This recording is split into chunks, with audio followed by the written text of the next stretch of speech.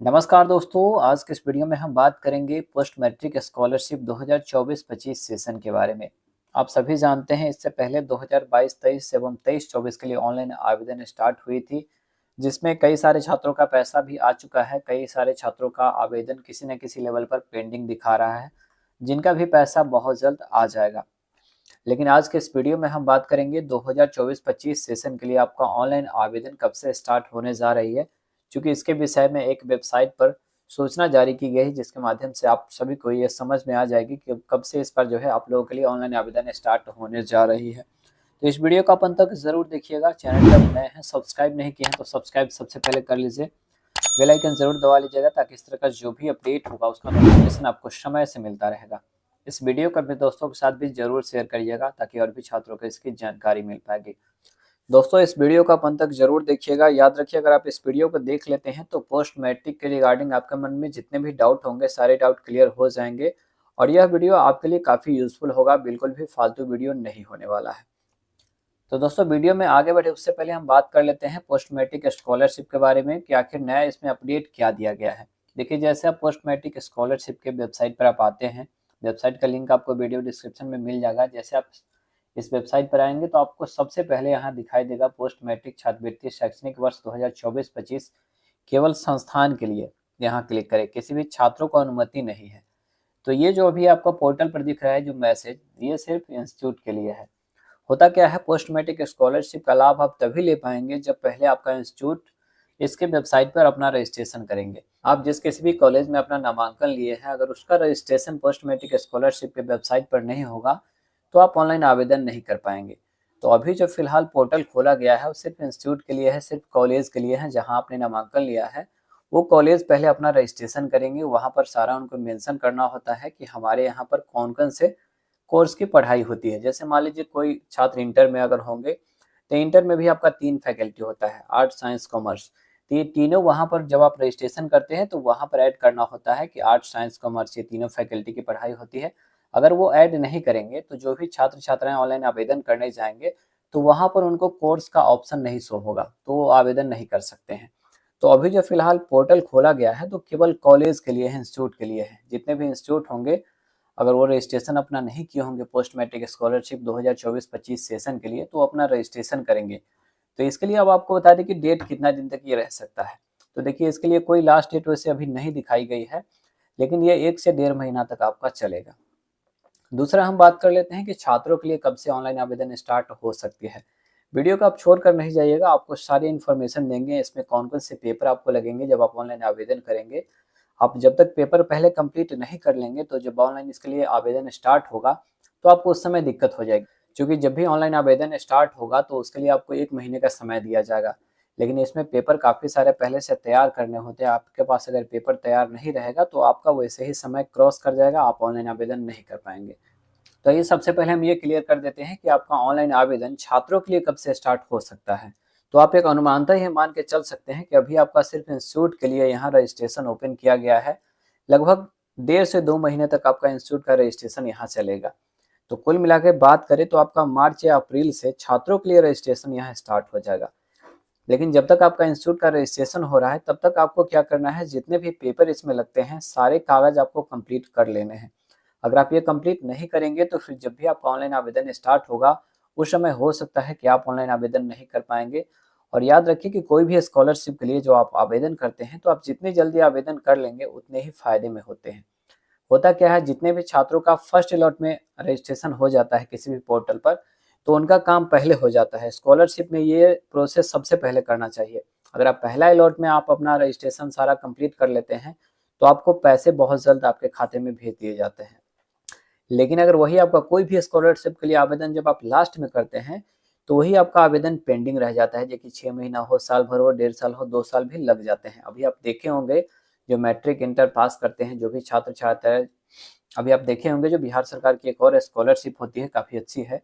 जो matric pass करते हैं फर्स्ट या सेकेंड डिवीजन से, इंटर जो छात्राएं पास करती हैं फर्स्ट डिवीजन से, जो उनको प्रोत्साहन राशि मिलती है। तो जो भी छात्र छात्राएं पहले आवेदन कर चुके थे उनका पैसा भी आ चुका है। लेकिन जो भी छात्र छात्राएं अभी फिलहाल आवेदन किए हैं या बाद में लास्ट डेट में ऑनलाइन आवेदन किए थे उनका पेमेंट प्रोसेस में दिखाता है, लेकिन पेमेंट अभी तक आया नहीं है। तो पोस्ट मैट्रिक स्कॉलरशिप में भी वैसा ही होता है। आप जितनी जल्दी आवेदन करके फाइनल सबमिट कर देंगे, आपका उतना जल्दी वेरीफाई होकर के पैसा आ जाएगा। लास्ट में अगर आप आवेदन करेंगे तो आपका पैसा हो सकता है कि ना ही भी आए। क्योंकि होता क्या है, इस विभाग में हमने देखा है, खुद हम पोस्ट मैट्रिक स्कॉलरशिप का वेरीफाई बहुत सारे छात्रों का किए हैं अपने ऑफिस से। तो वहाँ होता क्या है कि जब तक स्टाफ की कमी नहीं होती है तब तक आपका काम बहुत फास्टली होता है, लेकिन जब स्टाफ की कमी हो जाती है, और स्टाफ की कमी कब होती है, जब आपका पोस्ट मैट्रिक स्कॉलरशिप कुछ छात्रों का बाकी रह जाता है आवेदन करना, तो जितने भी डिप्टेशन पर जो वहाँ रखे जाते हैं कर्मी, उनको छोड़ दिया जाता है, वो अपने ऑफिस में चले जाते हैं। उसके बाद आपका वेरीफाई ही नहीं होता है, डिस्ट्रिक्ट में आपका पेंडिंग किसी न किसी लेवल पे दिखाएगा। तो आप लोग याद रखिए, जब भी आपका पोस्ट मैट्रिक स्कॉलरशिप के लिए ऑनलाइन आवेदन स्टार्ट होगा, उससे पहले आप पेपर कंप्लीट करके रखेंगे, ताकि आपको जितनी जल्दी हो आवेदन कर लेना है। जितनी जल्दी आप आवेदन करेंगे उतना ही जल्दी आपके खाते में पैसे चले जाएंगे। तो आइए बात कर लेते हैं कि इसमें पेपर आपको क्या क्या रेडी करके रख लेनी है। देखिए, इसमें सबसे पहला पेपर तो आपका आधार कार्ड हो गया, दूसरा बैंक पासबुक हो गया। ये ध्यान रखना है कि जो भी बैंक खाता आप यूज कर रहे हैं उसमें आपका आधार शेडिंग होना चाहिए। काफी सारे छात्रों के मन में ये होता है कि हम अंगूठा से पैसा निकालते हैं, यानी कि थंब लगा करके कहीं भी आप पैसा निकालते हैं तो आपका आधार लिंक है, तो ऐसा नहीं है। ये प्रोसेस अलग होता है, और जो आधार शेडिंग होता है ये अलग होता है। तो उसके लिए अगर आप चेक करना चाहते हैं तो यह वीडियो समाप्त होने के बाद आपको वह वीडियो दिख जाएगा हमारे स्क्रीन पर, यहाँ पे आपको दिखेगा। उस वीडियो को आप जा करके देख लीजिएगा कि आप खुद से कैसे आप चेक कर सकते हैं कि आपके बैंक खाता में आधार शेडिंग है या नहीं है। अगर आपको फिर भी आधार शेडिंग मान लीजिए नहीं होगा, आपको कहीं दिक्कत होगी, तो आप इंडिया पोस्ट पेमेंट बैंक में खाता खुलवा लेंगे। वो सारा कुछ लिंक ही रहता है, उसमें आपका कोई भी अनुदान वाला पैसा होगा आसानी से आपको मिल जाएगा। तीसरा आपका प्रमाण पत्र है आवासीय प्रमाण पत्र, चौथा है जाति प्रमाण पत्र, पांचवा है आय प्रमाण पत्र। ये सभी 1 साल के अंदर का होना चाहिए, 1 साल से ज्यादा पुराना आपका नहीं चलेगा। उसके बाद आपका मैट्रिक का मार्कशीट है, यहाँ मैट्रिक गलत लिखा गया है, लेकिन मैट्रिक का मार्कशीट आपको याद रखना है। और ध्यान रखिएगा कि ये पोस्ट मैट्रिक स्कॉलरशिप है, कहने का मतलब जो भी छात्र मैट्रिक पास कर गए हैं उसके बाद किसी भी कक्षा में अगर आप नामांकन लिए हैं, चाहे इंटर हो सकता है, ग्रेजुएशन हो सकता है, पॉलिटेक्निक हो सकता है, ITI हो सकता है, किसी भी कक्षा में आप नामांकन लिए हैं मैट्रिक पास करने के बाद, तो आप इसमें अप्लाई कर सकते हैं। दूसरा यह भी कंडीशन होता है कि जो छात्र बिहार के हैं और बिहार के ही किसी कॉलेज में नामांकन लिए हैं, उन्हीं को लाभ मिलेगा। अगर कोई छात्र बिहार से हैं लेकिन बिहार से बाहर कहीं अगर पढ़ रहे हैं, उत्तर प्रदेश हो गया या किसी दूसरे राज्य में पढ़ाई कर रहे हैं, तो उनको इसका लाभ नहीं मिलेगा। एक होता है प्री मैट्रिक। तो प्री मैट्रिक क्या हुआ, जो मैट्रिक से नीचे वाले कक्षा हो गए, 8वां 7वां 9वां में अगर आप कोई छात्र पढ़ रहे हैं तो प्री मैट्रिक होता है। तो उसका लाभ जो मिलता है वो नेशनल स्कॉलरशिप होता है, जो कि केंद्र सरकार के अधीन आता है, तो उसके माध्यम से आप लाभ ले सकते हैं। लेकिन ये बिहार सरकार का पोर्टल है और यहाँ से आप मैट्रिक पास करने के बाद ही लाभ ले सकते हैं। तो सबसे पहला आपका मैट्रिक का मार्कशीट है।